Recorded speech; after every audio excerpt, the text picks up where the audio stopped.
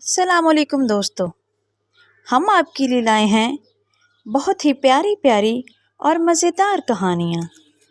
تو ہماری کہانیاں دیکھنے کے لیے ہمارے چینل کو سبسکرائب کریں اور ہماری ویڈیو کو لائک کریں۔ تو چلو آئیں مل کر دیکھتے ہیں آج کی نئی کہانی۔ ایک دفعہ کا ذکر ہے کہ ایک غریب آدمی تھا۔ وہ محنت مزدوری کرتا تھا اور اس سے جو کچھ اسے ملتا صبر و شکر کر کے اور اس کے گھر والے اس میں گزارا کرتے تھے۔ غریب آدمی کی خواہش تھی کہ وہ اپنے چھوٹے بچوں کو پڑھائے لکھائے، مگر اس کے پاس اتنے پیسے نہ تھے کہ وہ تعلیم کا خرچہ اٹھا سکتا۔ غریب آدمی زندہ دل تھا اور بہت نیک دل بھی تھا۔ وہ کسی کو بھوکا اور پیاسا دیکھتا تو اپنے کھانے میں سے اس کو ضرور کھلاتا۔ ایک دن غریب آدمی کو دور دراز ایک گاؤں میں مزدوری کے لیے جانا تھا۔ سفر کافی لمبا تھا۔ راستے میں تھوڑی تھکن کے باعث غریب آدمی نے سوچا کیوں نہ تھوڑی دیر آرام کر لیا جائے۔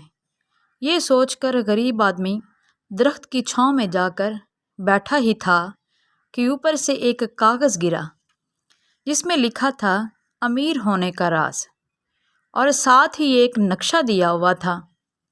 وہ آدمی اسی وقت اس نقشے کا پیچھا کرتے ہوئے اس جگہ تک پہنچ گیا جہاں اس کو امیر ہونے کا راز کا پتہ لگانا تھا۔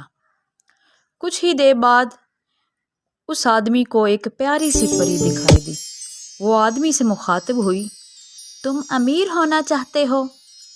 آدمی نے ہاں میں سر ہلایا۔ پری نے کہا، وہاں دریا کے کنارے سونے سے بھرا ایک صندوق ہے، لیکن وہ اتنی گہرائی میں ہے کہ تمہیں زمین کی کافی گہری کھدائی کرنی پڑے گی۔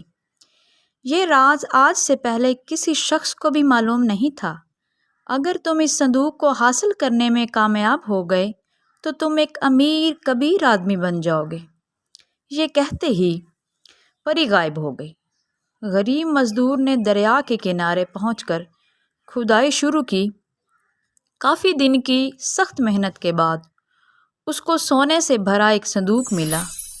یہ دیکھ کر غریب آدمی حیران بھی ہوا اور خوش بھی۔ کافی کھدائی کے بعد آخر کار وہ صندوق حاصل کرنے میں کامیاب ہو ہی گیا۔ غریب آدمی نے اس سے صرف اپنے بچوں کو پڑھایا لکھایا اور اپنی ضرورتیں پوری نہ کیں، بلکہ اس سے دوسروں کی بھی مدد کرتا تھا، کیونکہ اسے بانٹنے کی اچھی عادت تھی۔ وہ کسی کو بھی مشکل میں نہیں دیکھ سکتا تھا اور لوگوں کی مدد کرتا۔ اس کے بانٹنے کی عادت سے اس کے رزق میں دن بدن برکت آتی گئی اور اس کا مال اور زیادہ بڑھ گیا۔